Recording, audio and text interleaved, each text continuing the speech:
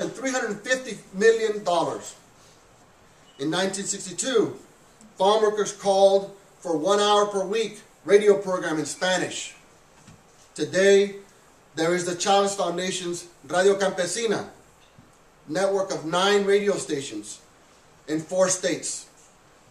It starts all the way in the Grapevine, all the way up to Chowchilla, Madera, who knows, maybe soon into Modesto.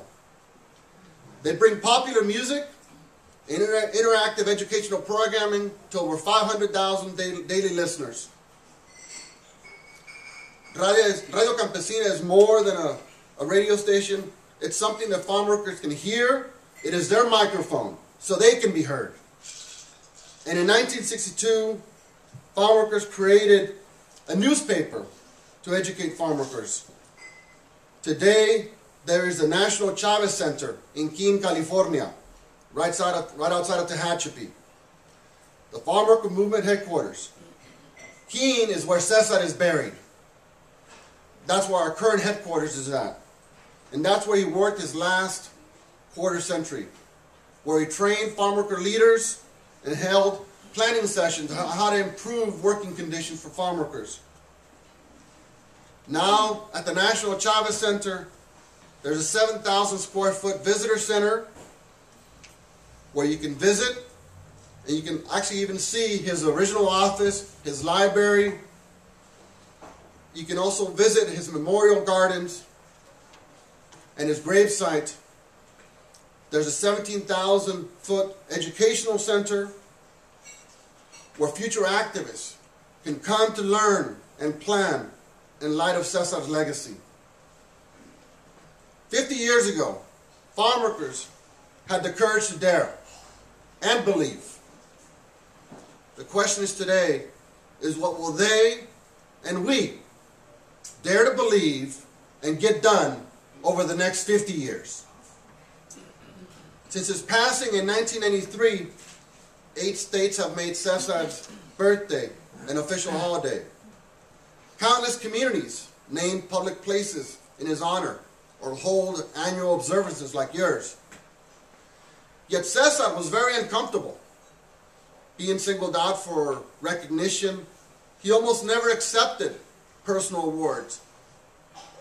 He knew there was many Cesar Chavezes, men and women who made great sacrifices and achieved tremendous things, but whose names are largely unknown. This coming Cinco de Mayo, the U.S. Navy is christening and launching its latest Lewis and Clark class non-combatant cargo ship being built in Barrio Logan in San Diego. The USNS Cesar Chavez, the Chavez family and Chavez Foundation, and now acknowledge the honor in the name of all Latinos who over the generations defended their country and helped build this country. There's much more progress to report on this 50th anniversary of Cesar's decision to begin building the movement. Last year, Secretary Salazar, the Secretary of the Interior, joined over 800 school children, community members, and movement veterans to dedicate the Chavez Foundation's 40 acres as a National Historic Landmark. Secretary Salazar is expected to announce the designation of the National Chavez Center in Keene as a National Historical Landmark as well. A major motion picture on Cesar begins shooting next month. And meantime, a veteran documentary filmmaker, Rick Perez, is completing Cesar's Last Fast, a multi-platform, full-length documentary.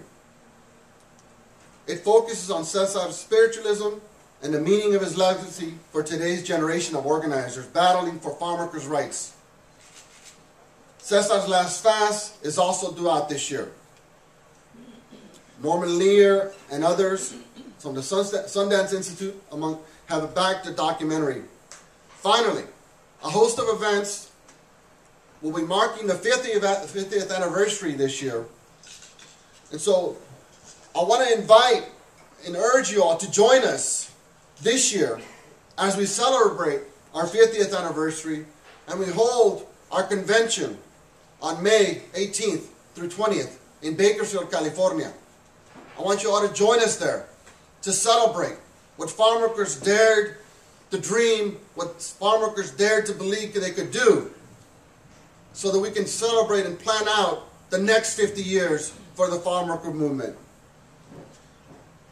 In addition, we're also asking you to help capture history, your history. We've created a unique interactive website that we've launched.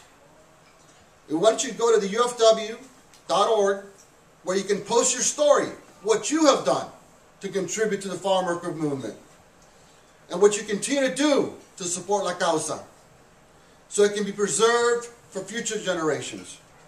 You can post a photo, you can post a memento or story, and you can read the accounts of others that have done so already.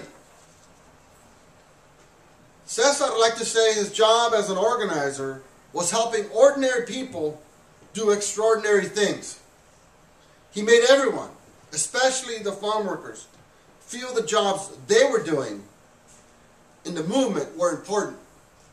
It didn't matter if you were a lawyer in the courtroom or someone cooking in the kitchen. As time went on, Cesar came to realize his work and the work of the farm worker had transcended the farm labor.